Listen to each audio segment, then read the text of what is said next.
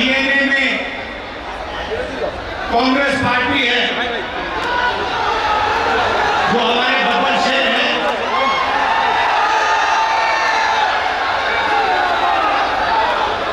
आप ओडिशा की जो जनता है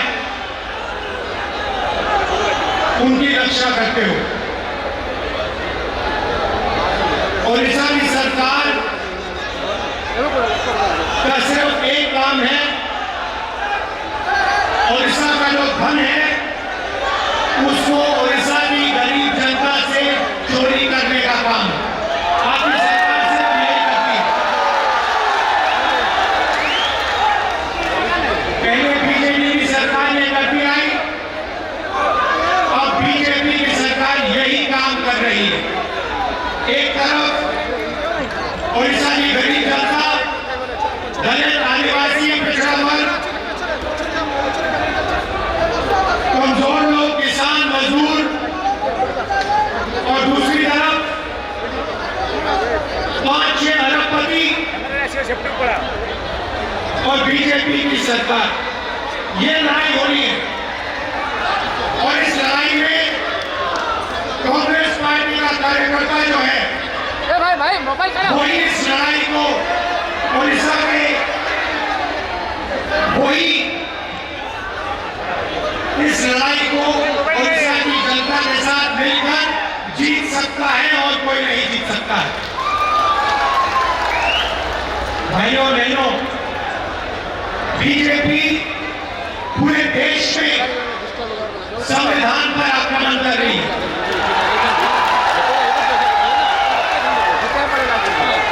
जहां भी हम देखते हैं संविधान पर बीजेपी के लोग आक्रमण कर रहे हैं। कल मैं बिहार में था और बिहार में जैसे महाराष्ट्र में चुनाव चोरी किया गया, वैसे ही बिहार में चुनाव चोरी करने की कोशिश कर रहे हैं। वैसे ही बिहार में चुनाव चोरी करने की कोशिश की जा रही है और चुनाव चोरी करने के लिए इलेक्शन कमीशन ने नई साजिश शुरू की है। इलेक्शन कमीशन बीजेपी का मन का काम कर रहा है, अपना काम नहीं कर रहा है। महाराष्ट्र में लोकसभा और विधानसभा के बीच में 1 करोड़ नए वोटर आ गए। आज तक किसी को नहीं मालूम ये वोटर कौन थे और कहां से आए। हमने इलेक्शन कमीशन से एक बार नहीं अनेक बार कहा है, आप हमें वोटर लिस्ट दीजिए, आप हमें वीडियोग्राफी दीजिए। इलेक्शन कमीशन नहीं देता है और जो चोरी महाराष्ट्र में हुई वही चोरी फिर से ये लोग बिहार में करने जा रहे हैं।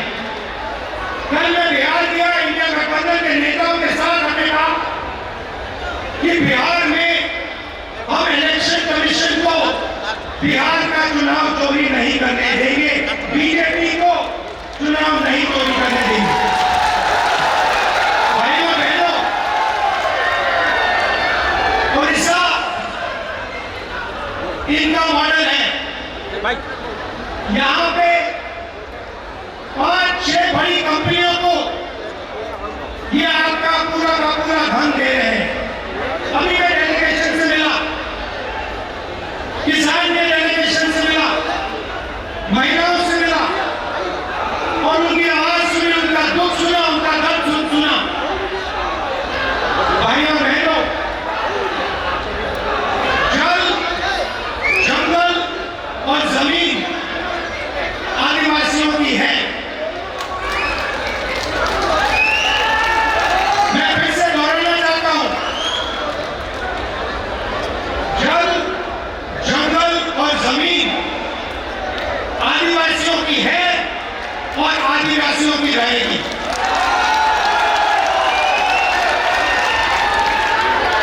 यहां पे आदिवासियों को बिना पूछे जमीन से हटा दिया जाता है। ऐसा कानून लागू नहीं किया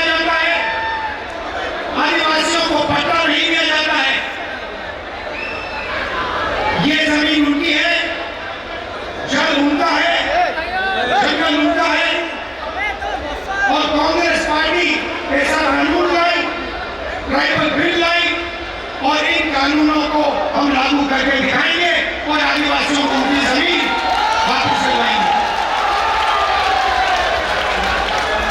विकास भाइयों बहनों, विकास 2-3% के लिए नहीं होता है। विकास 2-3 अरबपतियों के लिए नहीं किया जाता है। विकास उड़ीसा की जनता के लिए किया जाना चाहिए, गरीब लोगों के लिए किया जाना चाहिए, किसानों के लिए किया जाना चाहिए। यहाँ की सरकार जनता आपका धन, आपका जंगल, आपकी जमीन आपसे छीनती है, आपको जमीन से हटा देती है, आपको सही मुआवजा नहीं देती है, आपको धमकाती है, आपको डराती है।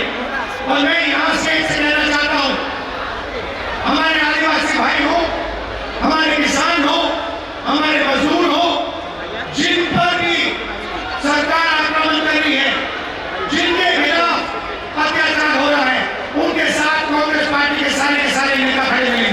मैं खड़ा रहूंगा और मैं आपसे कह रहा हूं कि जो आपका पट्टा है वो आपको कांग्रेस पार्टी दिलाएगी। अंत में कांग्रेस पार्टी ये काम करेगी।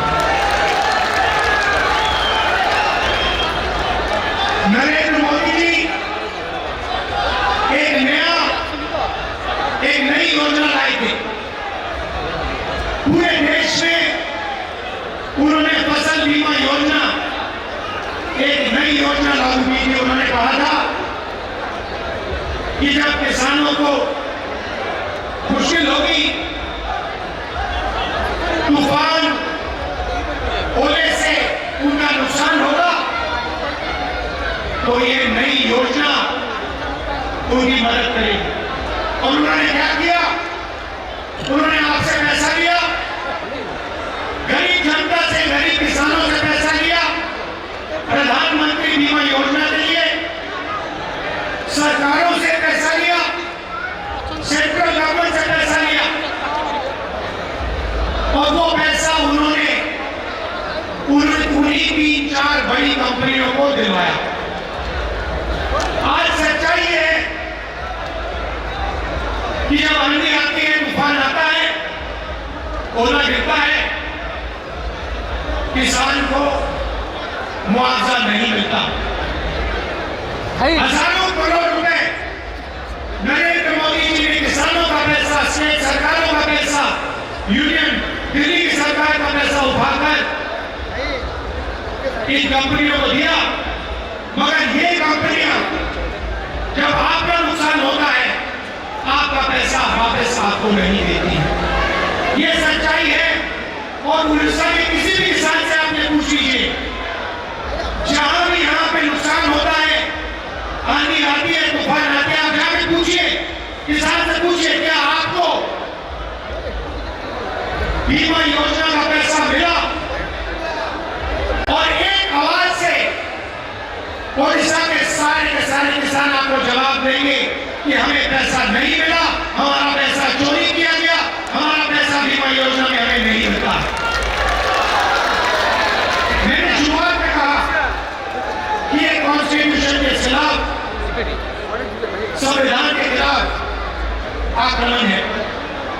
संविधान गरीबों की रक्षा करता है, संविधान किसानों की रक्षा करता है, मजदूरों की रक्षा करता है। संविधान में कहीं नहीं लिखा है कि ये देश अदानी का है, अंबानी का है, अरबपतियों का है। ये आप संविधान बोल के देखिए, इसमें लिखा है कि ये देश हर नागरिक का है, इसमें हर व्यक्ति को वोट, एक वोट मिलेगा। जमीन इस देश की है, गरीब जनता की है, किसानों की है, किसी एक अरबपति की नहीं है। मगर जहां भी हम देखते हैं, चाहे वो उड़ीसा हो, छत्तीसगढ़ हो, जहां भी हम देखते हैं, एक नाम दिखाई देता है, अदानी, अदानी, अदानी, अदानी। और एक नई बात शुरू हुई है उड़ीसा में। उड़ीसा में 40,000 से ज्यादा महिलाएं गायब हो गई हैं। आज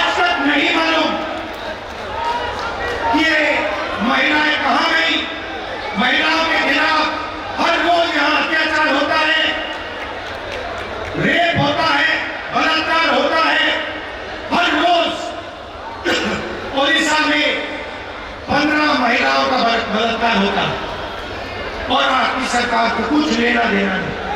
आपकी सरकार सिर्फ 24 घंटे आपका खून चूसती है, आपकी जमीन छीनती है, ना उनको महिलाओं से कुछ लेना देना, ना उनको रोजगार दिलवाना है, ना उनको युवा से कुछ लेना देना। इसलिए हम यहाँ आए हैं और मैं आपको मैसेज देना चाहता हूँ कि चाहे मैं हूँ या कांग्रेस प्रेसिडेंट हो या कांग्रेस पार्टी के कोई भी नेता हो, हम यहाँ आपके साथ खड़े हैं। जब भी आपको मुझे बुलाना हो, जहां भी आपको मुझे ले जाना हो, मैं इस सरकार के खिलाफ लड़ना चाहता हूं और इस सरकार को हटाना चाहता हूं। एक बात मैंने भक्तचरण दास जी को कही, तेलंगाना में हमने जाति जनगणना करवाया है। तेलंगाना में जाति जनगणना ने कमाल कर दिया है, क्योंकि जाति जनगणना ने तेलंगाना के हर नागरिक को समझा दिया है कि तेलंगाना में कितने लोग कौन से वर्ग के हैं, ओबीसी कितने हैं, अति पिछड़े वर्ग के कितने लोग हैं, दलित कितने हैं, आदिवासी कितने हैं, गरीब जनरल कास्ट के कितने लोग हैं। एक प्रकार से तेलंगाना सरकार ने तेलंगाना का एक्सरे किया है और तेलंगाना की सरकार को अब मालूम है कि कितना धन किसके हाथ में है, कौन किसके पास क्या है, कितनी आबादी किसकी है। और मैं ये ओडिशा की जनता से भी कहना चाहता हूं, देखिए यहां पर हमें पता लगाना है दलित कितने हैं, आदिवासी कितने हैं, पिछड़े वर्ग के लोग कितने हैं, गरीब जनरल कास्ट के लोग कितने हैं, क्योंकि हम चाहते हैं कि सरकार में, इकोनॉमी में, विकास में सबको भागीदारी मिले। आज ओडिशा के पिछड़े लोगों को, दलितों को, आदिवासियों को ना सरकार में जगह मिलती है, ना कॉर्पोरेट में जगह मिलती है, ना ब्यूरोक्रेसी में जगह मिलती है। ये जो 5-6 कंपनियां आप पर राज कर रही है, मैं आपसे पूछना चाहता हूं, इनके मालिकों में कितने पिछड़े वर्ग के लोग हैं, इनके मैनेजमेंट में कितने पिछड़े लोग के वर्ग हैं, कितने दलित हैं, कितने आदिवासी हैं, कितने गरीब जनरल कास्ट के लोग हैं। आपको एक नहीं मिलेगा। इसीलिए मैंने भक्तचरण दास जी से, लालू जी से कहा है कि पूरा दम लगा के आप ओडिशा की जनता को समझाइए कि सबसे पहला काम जाति जनगणना है और अगर हमें ओडिशा में बदलाव लाना है तो जाति जनगणना हमारा औजार है, क्योंकि जाति जनगणना से दलितों को, पिछड़ों को, आदिवासियों को, गरीब जनरल कास्ट के लोगों को अपनी सच्ची शक्ति समझ आएगी और जिस दिन इनको अपनी सच्ची शक्ति